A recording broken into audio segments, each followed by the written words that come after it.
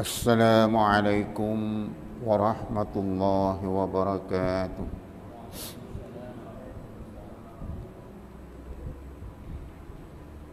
Ila hadratin Nabi Mustafa Rasulullah sallallahu alaihi wasallam. Syai'un lillahi lahumul Fatihah. A'udzu billahi minasy syaithanir rajim. Bismillahirrahmanirrahim. Alhamdulillahi rabbil alamin. Ar-Rahmanir-Rahim. Maliki yaumiddin. Iyyaka na'budu wa iyyaka nasta'in. Ihdinas siratal mustaqim. Siratal ladzina an'amta 'alaihim ghairil maghdubi 'alaihim waladdallin.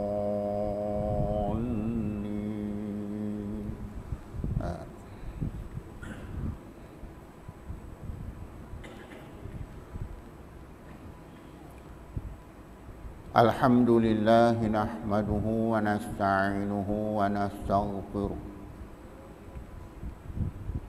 wa na'udzu billahi min shururi anfusina wa min sayyiati a'malina. Man yahdihillahu fala mudilla lahu wa man yudlil fala hadiya lahu. Asyhadu an la ilaha illallah wahdahu la syarika lah. Wa asyhadu anna Muhammadan abduhu wa rasuluh. Allahumma salli wa sallim ala sayyidina Muhammadin wa ala alihi wa ashabihi ajma'in. Allahumma shrah li sadri wa yassir li amri wahlul 'uqdatam min lisani yafqahu qawli. Allahumma barik lana fil maut wa fima ba'dal maut.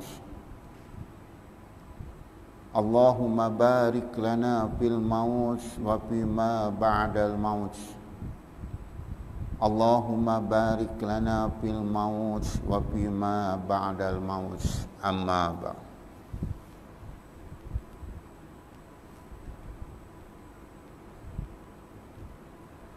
Tuan-tuan dan puan-puan para jemaah yang dirahmati Allah sekalian, kita lihat muka surat 141 dalam tajuk Kitabul Wadi'ah. Ambil di tengah-tengah tu. Dan terangkat wadi'ah. Wadi'ah ni apa? Menyatakan hukum berkirim. Maknanya kita mengirim barang kepada seseorang melalui seseorang untuk disampaikan kepada seseorang. Itu maknanya wadi'ah.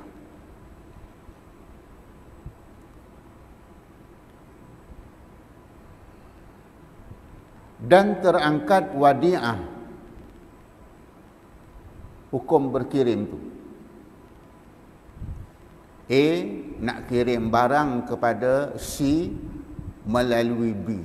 Itu maksud dia. Dan terangkat, terbatal wadi'ah itu dengan matinya orang yang berkirim.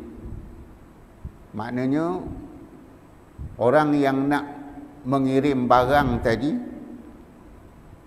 belum sempat diserahkan barang tu, belum sempat diterima oleh orang yang nak membawa barang tersebut, mati orang yang berkirim.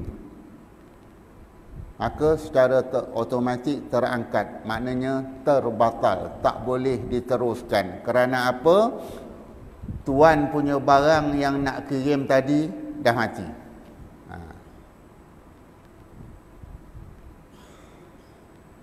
Atau tempat berkirim. Tempat nak kirim tu tak tahu, tak jelas nak kirim dekat siapa. Siapa orang dia yang kau nak kirim ni? Maknanya tak jelas di situ. Maka secara automatik terangkat, terbatal. Itu sebabnya kalaulah kita kata si A minta tolong si B sampaikan barang ni, aku nak kirim barang kepada si melalui engkau, ini orang yang kedua, mesti jelas kepada siapa yang nak disampaikan, nak dikirimkan barang ni. Maksudnya apa tuan-tuan? Dalam Islam apa sahaja mesti jelas. Jangan samar-samar. Hatta kalau nak meminang pun kena jelas siapa perempuan yang kau nak pinang tu. Jangan kata nak pinang orang mana, orang kampung Batu Berendam, yang mana satu, ikutlah mana-mana. Mana boleh, kena tentukan. Yang dara ke, yang janda ke, tak kisah. Yang penting dah ditentukan. Ataupun yang mana satu, ikutlah yang mana rajin jemaah kat masjid tu. Ramai belakang tu. Itu maksudnya. Dalam Islam kena jelas. Itu maksud. Maknanya kalau tempat nak berkirim pun samar-samar, tak jelas, maka automatik terangkat, terbatal wadi'ah tu. Dua dah. Yang ketiga, orang yang dikirimnya itu ialah orang yang gila. Dia dah sebut di atas, terangkat. Minta tolong orang gila yang bawakan barang tu. Dan yang keempat, pitam dia. Orang dalam keadaan pitam pun tak boleh. Maknanya apa tuan-tuan? Ketika itu dia tidak siuman. Itu sebabnya orang yang pitam harus dia qada, boleh dia qada. Orang yang tertidur, orang yang pitam sehingga habis waktu salat. Katakanlah dia pitam, hampir-hampir masuk maghrib dia pitam. Waktu Isya, tengah malam baru dia sedar. Mana orang ini, fiqh kata harus qada. Yang kedua, kalau dia tertidur. Selain daripada itu, selagi waras akal dia, maka wajib dia sembahyang. Yang sebelum ni saya dah beritahu, walaupun ketika itu, di saat itu, sehelai pakaian pun tak ada. Ditakdirkanlah tuan-tuan, dah sampai satu masa pakaian tidak ada nak sembahyang. Sedangkan waktu nak habis dah ni, puas ikhtiar, nak pinjam pakaian dekat orang, orang lain pun tak ada pakaian. Maka fiqh kata, harus engkau sembahyang dalam keadaan bertelanjang. Fiqh kata. Hatta kalau sembahyang Jumaat sekalipun, sembahyang fardu berjamaah tak ada masalah lah. Jumaat 40 orang yang datang itu termasuk imam, semua dalam keadaan berbogel, tak ada pakaian. Hukum fiqh kata sah sembahyang. Bahkan salah seorang Khatib membaca khutbah pun dalam keadaan bertelanjang. Sah khutbah dia. Ini maknanya tuan-tuan, kalau berlaku nak kiamatlah dunia tu. Itu je. Sekarang ni lah tuan-tuan, masing-masing kalau yang lelaki kain pelekat tak berapa puluh helai. Tapi waktu sembahyang pun, ketika waktu sembahyang ikat kain parah dada. Berbaju pun tak ada. Allahu jamilun yuhibbul jamal. Allah Ta'ala itu cantik dan suka dengan kecantikan. Itu sebabnya tuan-tuan, kalau boleh, kalau mampu nak menghadap Allah ni, pakailah yang sebaik-baiknya, secantik-cantiknya. Kerana apa? Allah Ta'ala suka. Suka dia melihat hamba-Nya ketika menghadap aku cantik. Ini pakai kain pelekat selai, ikat kat dada, mayang kat serambi. Allahu Akbar. Jadi maknanya tuan-tuan, keempat-empat itu maka secara automatik terbatal dan harus bagi kedua-duanya. Siapa dia? Orang yang berkirim, orang yang membawa kiriman, kedua-duanya itu menuntut kembali dan mengembalikan tiap-tiap sesuatu. Maknanya orang yang dah diserahkan untuk disampaikan barang tadi, untuk dikirimkan kepada seseorang, disebabkan oleh mati tuan punya barang, disebabkan samar-samar tempat nak kirim, disebabkan berlakunya gila ataupun pitam, maka kembalikan. Fiqh kata, maka kembalikan, jangan teruskan. Baik. Bermula asal wadi'ah adalah amanah Allah. Tengok tuan-tuan,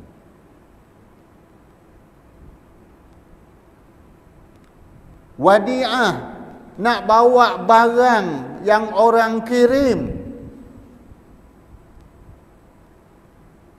apa sahaja barang yang orang nak kirim kepada kita tu, dalam bab wadi'ah dia katakan asalnya adalah amanah. Dalam arti kata tuan-tuan, apa sahaja yang berkaitan dengan kehidupan kita ini, pegang amanah. Kita beribadah menunaikan amanah Allah. Alastu rabbikum qalu bala, di alam roh lagi. Adakah aku ini Tuhan kamu? Qalu bala, menjawab mereka, bahkan. Maknanya, apabila engkau lahir ke alam dunia, mengapa engkau ingkar dengan amanah engkau? Tu manusia ni kerap melakukan khianat. Walaupun dia kata, inna salati wa nusuki wa mahyaya wa mamati lillahi rabbil alamin. Sesungguhnya sembahyangku, wa nusuki, ibadahku, wa mahyaya, dan hidupku, wa mamati, dan matiku, lillahi rabbil alamin, kerana Tuhan sekalian alam. Itu ikrar kita dengan Allah. Tetapi engkau khianat juga. Tengok tuan-tuan. Itu sebabnya disebut wadi'ah ni asalnya adalah amanah. Dalam ibadah kita amanah, dalam muamalah kita amanah, dalam jenayah kita amanah. Apa jenayah dalam imanah? Ada apa maknanya amanah dalam jenayah? Bermakna apa yang Allah Ta'ala kata kita laksanakan. Dalam munakahat kita amanah, dalam bab nikah kahwin kita amanah. Jangan kita khianat. Maknanya tuan-tuan, kesempurnaan hidup orang beriman kuncinya amanah. Itu sebabnya apa sahaja tugas, tanggungjawab, pekerjaan ataupun orang lantik kita pegang sesuatu jawatan, walaupun dia peringkat yang paling kecil, kena amanah. Kullukum ra'in wa kullukum mas'ulun an ra'iyati. Tidak besok akan ditanya oleh Allah. Itu sebabnya tuan-tuan, bukan senang nak melaksanakan amanah, tetapi cukup senang nak melakukan khianah. Itu sebabnya amanah ni adalah salah satu daripada 4 sifat Nabi sallallahu alaihi wasallam. As-sadaqu wal amanah wa tabligh wal fatanah. Maknanya kalau seseorang itu tidak amanah, maka dia menzalimi diri dia sendiri. Allahu akbar. Jadi tuan-tuan ingatlah, apa sahaja jawatan yang orang lantik, jawatan yang kita sandang, hendaklah kita bersifat amanah. Jangan kita khianat. Dan terkadang jadi didamankan dia, kena ganti. Sebab apa? Tidak amanah dalam bab wadi'ah tadi, dengan beberapa awarid yang melintangi, disebabkan oleh beberapa awarid. Apa awarid? Beberapa halangan yang menghalang. Itu sebabnya kadang-kadang engkau kena ganti. Walaupun si A minta engkau tolong kirimkan barang ini kepada si, tetapi oleh kerana engkau tidak amanah, fiqh kata wajib engkau ganti barang tersebut. Baik. Setengah daripadanya awarid, iaitu halangan yang melintangi, yang menghalang tadi, sehingga menyebabkan engkau kena dhaman, kau kena ganti. Apa dia? Bahawa ia kirim taruh pada orang lain. Tengok, satu. Orang tu serahkan kepada awak, tolong sampaikan barang ni ya kepada si Fulan. Tiba-tiba dia berjumpa dengan jiran sebelah rumah orang yang nak disampaikan barang tadi. Dia jumpa kat kedai kopi. Sedangkan si A tadi mengamanahkan kepada dia, tolong sampaikan barang ini kepada si Fulan. Tiba-tiba orang yang bawa amanah ni tadi, bawa barang tersebut, jumpa dengan jiran sebelah rumah yang nak disampaikan barang ni tadi. Kebetulan kau ada kat sini ya. Dia tanya, Syanu tu ada di rumah? Ada, dia tak ke mana. Kebetulan aku jumpa kau ni kat kedai ni, aku minta tolong sampaikan barang ni, boleh tak? Walaupun dia berjiran sebelah menyebelah, fiqh kata tak boleh. Ini sebabnya dia kata menjadi halangan. Apa halangannya? Ia kirim taruh pada orang lain, bermakna dia tidak amanah. Berat punya kerja tuan-tuan. Dan jika kepada anaknya ataupun isterinya ataupun hamba sahaya sekalipun, si A kirim barang kepada si B, Si B ni pula, engkau dicakap dengan anak dia atau cakap dengan isterinya, tolong hantar barang ni rumah si C tu. Ayah sibuk lah, saya sibuk lah, tak ada cuti. Dia suruh anak dia, ataupun dia suruh isteri dia, ataupun dia suruh siapa saja orang lain. Sedangkan si A tadi mengamanahkan pada dia. Tiba-tiba dia minta anak dia tolong sampaikan pula, tolong hantar barang tersebut. Dia minta isteri dia tolong hantar barang tersebut. Awak tolong hantar ya, saya sibuk lah. Tiba-tiba rosak barang tu. Tiba-tiba hilang barang tu. Ini yang dikatakan wajib didhaman, wajib engkau ganti. Sebab aku suruh engkau, mengapa engkau suruh anak engkau?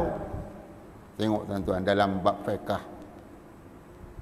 Dalam erti kata tuan-tuan, ini nak menguji amanah ke tak amanah. Amanah ke tak amanah. Engkau telah dilantik memegang sesuatu jawatan. Hatta contoh tuan-tuan, ini saya buat contoh. Pegang kunci tabung. Tak kisahlah tabung apa. Engkau seorang dia amanahkan pegang tabung. Tiba-tiba dia kata, hari ni hari Jumaat, ayah tak berapa sihat. Engkau tolong bawa kunci tabung ni serahkan kepada Pak Imam. Contoh. Kau bawa kunci tabung ni, ayah tak berapa sihat, tolong serahkan kepada Pak Imam. Tiba-tiba macam-macam berlaku tuan-tuan. Maka kalau hilang duit dalam tabung tu, wajib engkau ganti. Tengok. Sepatutnya dia beritahu, Mam, saya tak dapat datang ke masjid hari ini, saya tak berapa sihat. Kunci tu ada pada saya. Dia kena beritahu macam ni. Ini yang dikatakan dia amanah kepada tugas dan tanggungjawab dia pegang kunci tabung. Berat kerja tuan-tuan. Itu dia sebut awal-awal tadi. Wadi'ah itu adalah asalnya amanah. Tetapi jarang tuan-tuan. Jarang orang nak buat.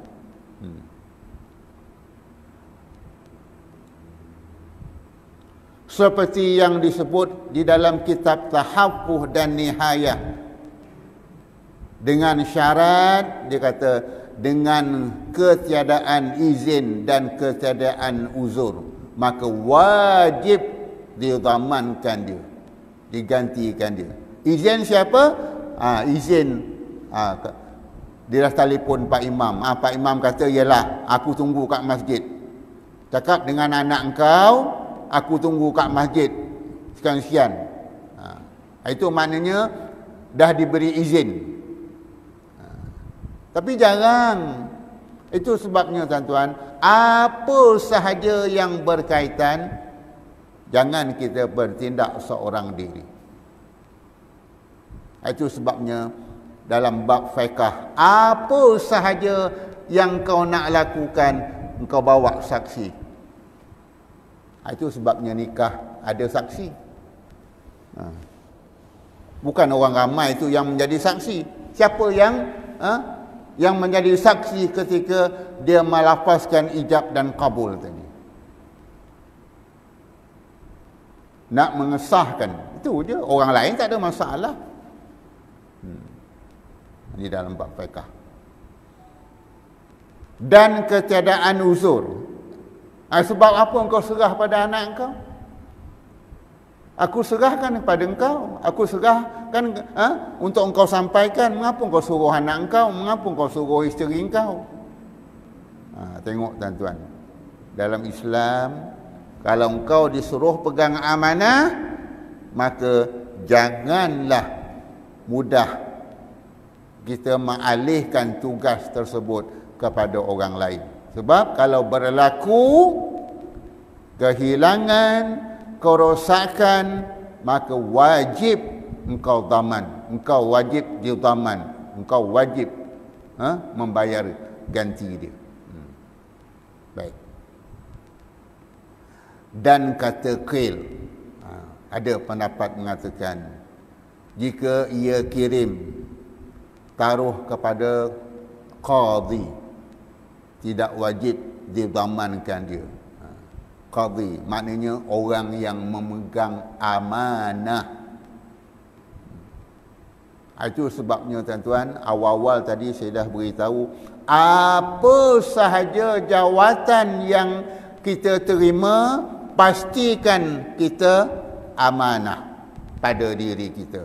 Kalau kita rasa aku tak bolehlah terima jawatan itu, aku bimbang, aku tidak amanah kepada jawatan yang aku sandang, minta maaflah. Aku rasa aku tak boleh amanah pada diri aku, baik-baik tolak. Kalau tidak, ini bahaya dia. Dia cakap terang tu. Oleh itu dia kata, itu sebabnya qadhi, hakim adalah orang yang boleh dipercayai. Dan itu juga kalau kita kiaskan kepada jawatan-jawatan yang lain. Kalau nak contoh, kalau nak bendung rasuah, contoh Nabi dah sebut ar-rashi wal murtashi finnar. Nabi kata orang yang ar-rashi memberi rasuah, wal murtashi dan yang menerima rasuah, kedua-dua dalam neraka. Hadis sahih Nabi kata. Oleh itu macam mana nak bendung tuan-tuan? Belajarlah, mengajilah dan yakinlah kepada hadis Nabi. Apabila Nabi kata orang yang memberi dan menerima rasuah, dua-dua dalam neraka. Tetapi oleh kerana tak nak mengaji, dia bergantung kepada logik akal dia.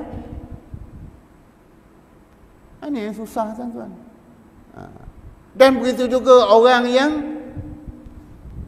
dipertanggungjawabkan untuk membenteras benda ni. Contoh, apa sahaja.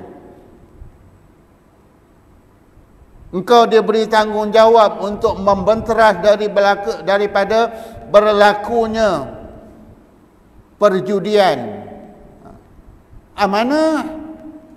Maknanya engkau kena jaga. Itu kalau dalam konteks amanah, tuan-tuan. Itu sebabnya tuan-tuan, para sahabat apabila telah diberi sesuatu tugas, di saat mereka bertugas menggunakan pelita minyak yang ditaja oleh kerajaan. Dulu mana ada elektrik, pelita minyak tu. Dia buat kerja dengan pelita minyak tu. Yang minyaknya itu adalah ditanggung oleh kerajaan. Tengah-tengah dia buat kerja, datang anaknya mengadu. Maka terus dipadamnya lampu tu, pelita tu. Ditanya, mengapa ayah padam pelita? Boleh ditanya, engkau datang ni ada hal apa?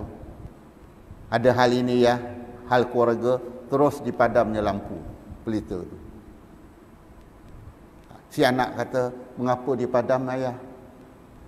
Sebab engkau datang ini, engkau nak cerita hal keluarga kita, hal masalah kita. Sedangkan minyak yang tadi adalah minyak hak kerajaan. Tak layak kita menggunakan untuk kepentingan diri kita. Sampai macam tu sahabat, tuan-tuan. Contoh kita lah, ambil yang mudah, pen ni tuan-tuan. Kita bekerja sebagai al-katib, sebagai kerani. Tetapi pen sebatang pun minta kad pejabat. Kalau beli berapa ringgit, RM1 lebih saja ataupun RM2 lebih. Tapi oleh kerana kedekut sangat, pakai pen pejabat, minta kad kerani, minta dekat office boy. Pen saya dulu yang awak bagi sebatang tu dah habis dah awak dia. Sekarang saya nak kerja, beri pen baru. Maka office boy pun keluarkan. Catat dia, sekian hari bulan dalam buku rekod keluar stok sekolah, stok pejabat ke. Beri pen sebatang. Buat kerja, sign surat dan sebagainya. Tak ada apa, tak ada masalah. Tiba-tiba berdering telefon, halo. Rupa isteri telefon, abang ya? Ya kan? Ni tengah buat kerja ni. Jangan lupa ya bang, apa dia? Balikkan beli ayam seko ya. Lauk tak ada kat rumah.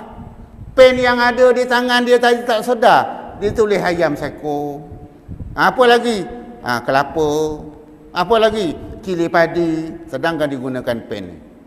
Boleh ke tidak? Halal ke tidak? Tanggungjawab dia hari akhirat besok. Kalau nak amanah. Berat tuan-tuan. Sebab pen ini bukan duit kita yang beli. Kita hanya gunakan pen ini untuk bekerja urusan pejabat tadi. Tiba-tiba isteri pula tengah kita sedap kita sign surat. Jangan lupa ya bang, apa dia? Ayam seko. Dah tak sempat nak cari pen lain, tulis ayam seko. Kelapa, cili padi. Tengok. Besok tanggungjawablah. Oleh itu nak buat macam mana tuan-tuan? Kadang-kadang kita terlupa. Itulah fiqh kata, engkau banyaklah bersedekah. Tengok dia kat pintu tu. Al-hasanat yuzhibna sayyiat. Begitu juga kita bekerja 8 jam. Cuba kira, betul tak 8 jam?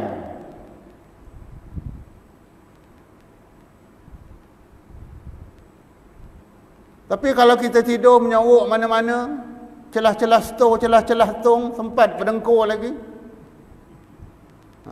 Allahu Akbar. Itu sebab dia sebut tu apa? Awal-awal tadi. Baik. Satu. Dan apabila tiada dihilangkan tangannya daripada wadi'ah. Bukan hilang daripada tangan dia.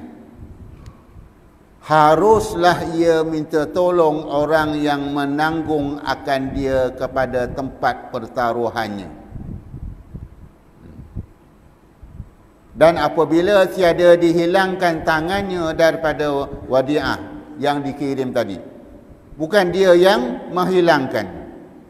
Haruslah ia minta tolong orang yang menanggung akan dia kepada tempat pertaruhan. Maknanya boleh dia tanya.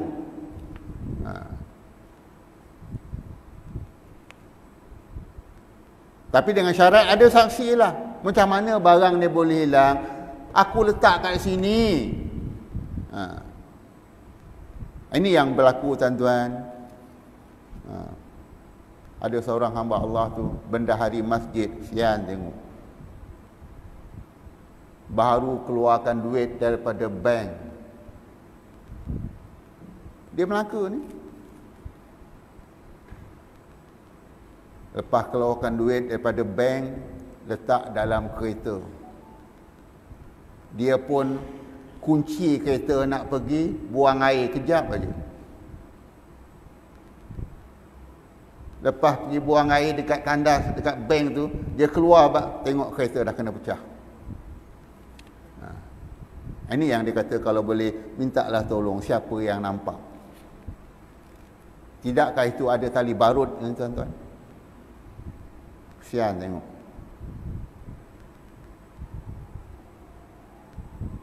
Maka dia kata tak apalah, saya redha ustaz, paksalah saya ganti. Nak buat macam mana? Sampai macam tu.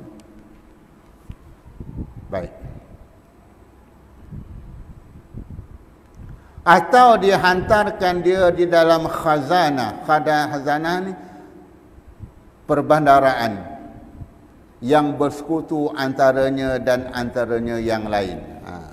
Sekarang ni kan boleh ada tempat-tempat apa bank ke apa ke simpan barang kemas. Maknanya kalau hilang juga bukan dia yang salah. Itu sebabnya dia kata kena selidiklah. Minta tolong sebab musabab dia. Dan apabila berkehendak ia orang yang menerima wadiah tadi hendak musafir.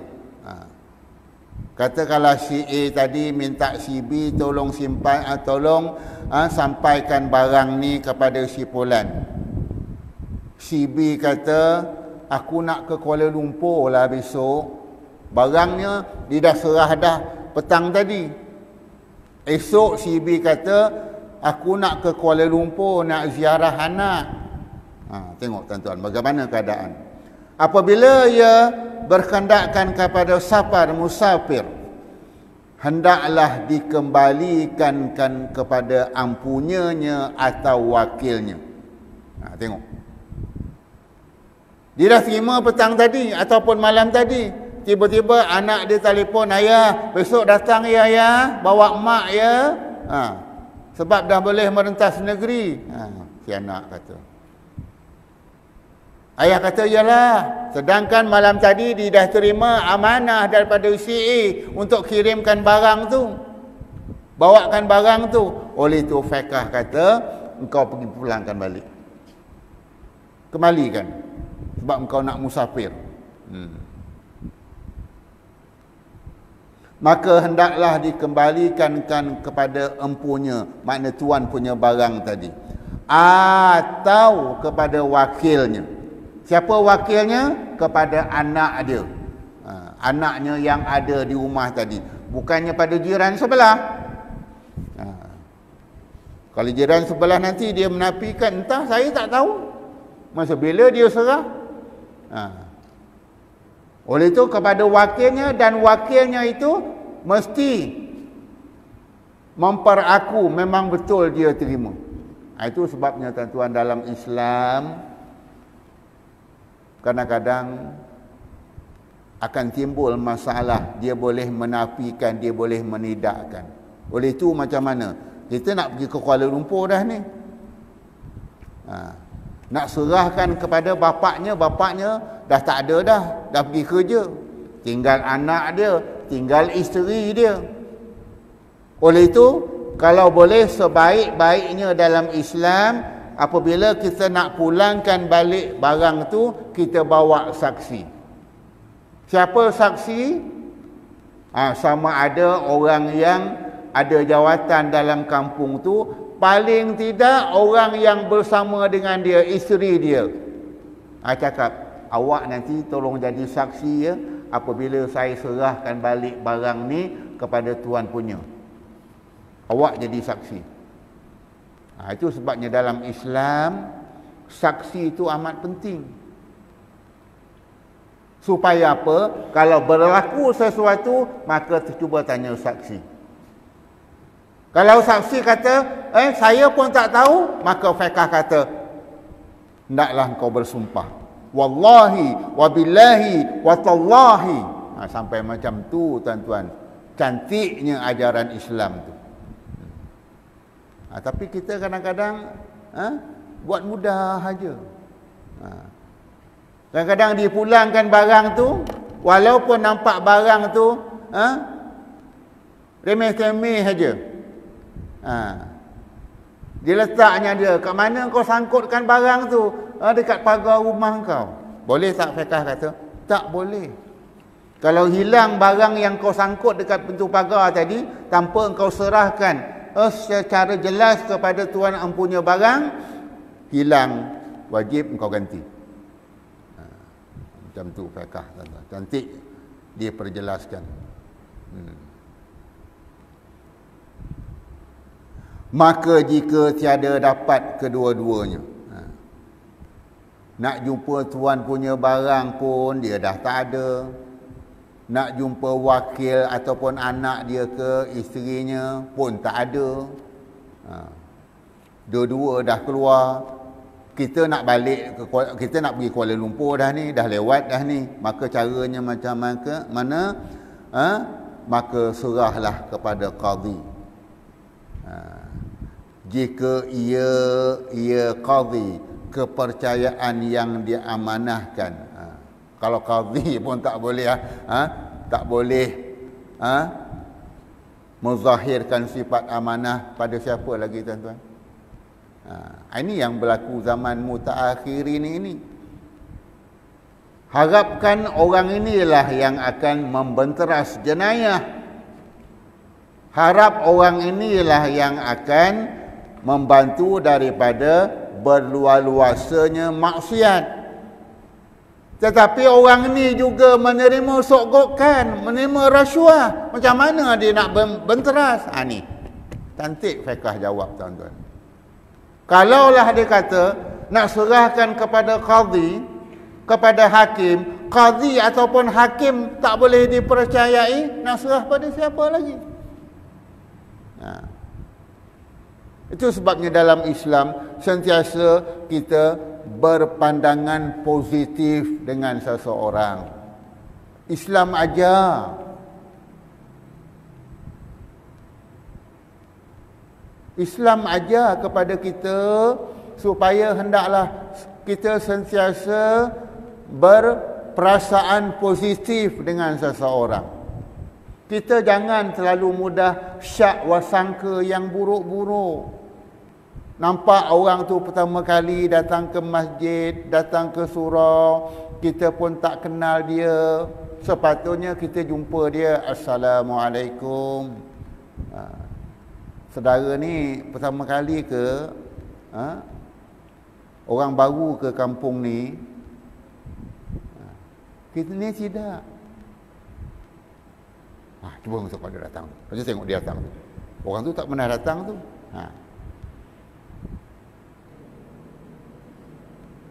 Nanti habis tabung masjid dipancing. Terus berpandangan negatif. Cakap jatan kuasa, cuba tengok apa CCTV tu. Berfungsi tak semua? Allahu Akbar. Dahsyat. Kadang-kadang orang tu baru nak datang. Baru nak berjinak-jinak dengan masjid. Baru nak berjinak-jinak dengan surau. Nak berjamaah. Kebetulan hari itu dia belajar dahulu. Dia kata, Allahu jamilun yuhibbul jamal. Allah Ta'ala itu cantik, suka pada yang cantik. Maka dia datang pun bersamping. Amboi. Mencantik samping dia. Lebih cantik pada samping pengantin. Maka sebulan ni, dah lah orang tak pernah datang. Assalamualaikum. Salam. Tak pernah kau datang. Hari ni baru nampak. Lepas tu pakai komen cantik. Menterbiat agaknya. Tengok tuan-tuan. Allahu Akbar. Biarlah. Patutnya kita ucapkan tahniah. Tahniah lah. Dapat juga datang sama-sama. Soal pakaian dia biar dulu. Asalkan dia menutup aurat. Asalkan cantik. Jangan dia pakai syubhah dah lah. Apa makna syubhah? Dia dah lah pertama kali datang. Nak berjenak-jenak. Cuma pakaiannya syubhah. Dia pakai baju kebaya datang sembahyang. Itu pun jangan kita kata, sebab apa engkau datang ni? Kan kau lelaki, kenapa tak pakai baju Melayu? Engkau datang pakai baju kebaya, pakai baju kelawar. Terbiat ke engkau? Jangan. Biarlah dia dulu. Dia sembahyang, cantik baju kebaya, ada belah lah depan lagi. Biarlah. Lepas tu barulah bil mau'izatil hasanah, kata Allah. Barulah engkau nasihatkan dengan cara bijaksana. Itu pun jangan secara umum, jangan secara terbuka. Panggil dia. Kalau boleh tuan, kita orang lelaki ni pakai macam biasa je lah. Nak pakai samping tak ada masalah, tapi jangan bentuk syubhah. Sebab dia berpandangan Allahu jamilun yuhibbul jamal, macam-macam fashion. Hari ni baju kelawar, besok baju kebaya dia datang. Tak ada masalah. Allahu akbar. Sikit lagi tuan-tuan. Nak cek tempat berhenti. Seperti barang yang dinukilkan, yang dipetik oleh Syekh Az-Zura'i daripada Tasihul Ashab. Dan jika tiada dapat akan dia, nak cari qadhi pun tak jumpa, nak cari orang yang bertanggungjawab di kampung tersebut pun tak ada siapa, kita nak pergi dah, maka boleh diberi kepada orang yang kepercayaan. Maknanya siapa? Qadhi tak ada, ketua kampung tak ada, tok penggawa tak ada. Siapa orang yang boleh kita percaya? Imam. Imam masjid ada, Bilal masjid ada, Noja masjid ada. Itu yang saya kata awal-awal tadi, hendaklah kita sentiasa berprasangka baik. Maka mam, minta tolonglah mam, apa dia? Barang yang dikirim oleh si Anu ni, aku tak jadilah nak bawa sebab aku nak pergi musafir, nak pergi ke Kuala Lumpur. Tadi aku dah pergi ke rumah dia, aku nak pulangkan barang ni balik. Seorang pun tak ada di rumah dia berkunci. Aku nak pergi dah sekarang ni. Aku minta tolong mam ya, tolong kau simpankan kejap. Maknanya dia berprasangka kepada orang yang boleh dipercayai. Tak ada masalah. Itu sebabnya tuan-tuan, kita hendaklah sentiasa hormat menghormati. Cara hormat menghormati macam mana? Kita sentiasa menaruh perasaan positif. Kita sentiasa berperasaan kasih sayang dengan dia. Ini yang Allah Ta'ala kata, innamal mu'minuna ikhwatun. Sesungguhnya orang-orang yang beriman itu bersaudara. Kita ni bersaudara seagama tuan-tuan, bersaudara sebangsa, apalagi sekampung. Takkan kita nak bergaduh, bermasam muka, tak bertegur siapa. Kita duduk sekampung tuan-tuan, hari-hari kita bertemu. Ini persoalannya. Ini Islam anjurkan tuan-tuan. Itu sebabnya dia kata, nak tengok, Allah Ta'ala sebut dalam Al-Quran, nak tengok kesepaduan, keberkatan, keamanan sesebuah kampung itu. Lau amanu. Jikalau beriman. Apa maksud beriman? Iaitu mereka itu sentiasa berpandangan positif. Sebab orang-orang yang beriman ini sentiasa dia beranggapan saudaranya itu adalah orang yang baik, bukan musuh dia.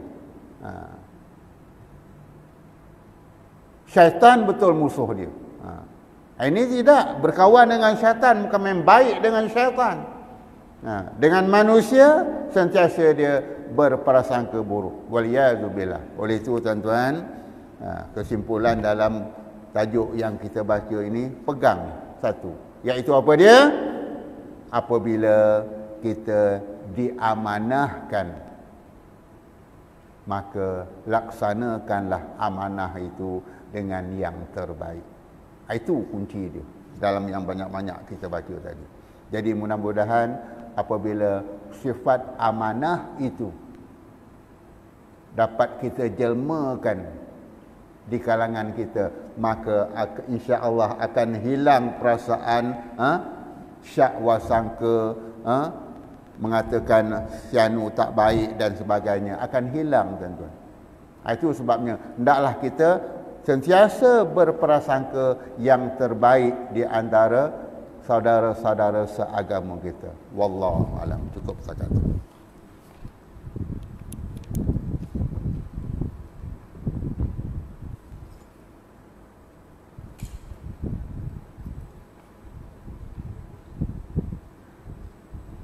Bismillahirrahmanirrahim. Alhamdulillahirabbil alamin. Wassalatu wassalamu ala sayyidina Muhammadin wa ala alihi wa ashabihi ajma'in. Allahumma ja'al jam'ana hadha jam'an marhuma wa tafarruqana min ba'dihi tafarruqan ma'suma. Allahumma ighfir lana khati'atina wa jahlina fi amrina wa ma anta na'lamu bihi minna.